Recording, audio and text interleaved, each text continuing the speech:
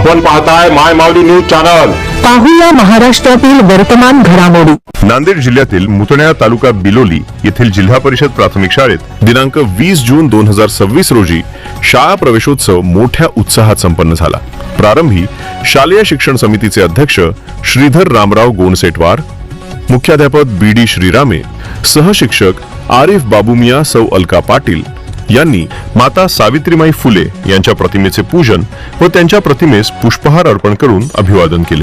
दरम्यान यावेळी शाळेत नवीन प्रवेश घेतलेल्या सर्व विद्यार्थ्यांचे पुष्पगुच्छ देऊन स्वागत करण्यात आले। सध्या समाजातील बरेचसे पालक आपल्या मुलांना इंग्रजी शाळेत प्रवेश मिळावा म्हणून धडपडत आहेत। यामुळे तर समाजातील काही धनदांडगे आपल्या इंग्रजी शाळा सुरू करून सर्वसामान्य पालकांची लूट करत असल्याची चर्चा जनतेत सुरू आहे। सध्या शिक्षणाचे बाजारीकरण झाले असल्याचे जनतेत बोलले जात आहे। त्यामुळे सध्या जिल्हा परिषद शाळेला वाईट दिवस आल्याचे चित्र चोहीकडे दिसत आहे।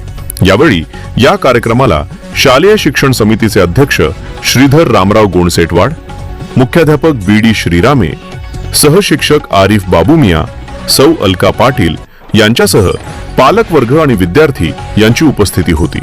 माय माऊली न्यूज चॅनल साठी शिवदर्शन स्वामी, जिल्हा प्रतिनिधी, नांदेड। महाराष्ट्रातील सत्य, निष्पक्ष व ताज्या बातम्यांसाठी पहा माय माऊली न्यूज चॅनल आणि सबस्क्राइब करा। धन्यवाद।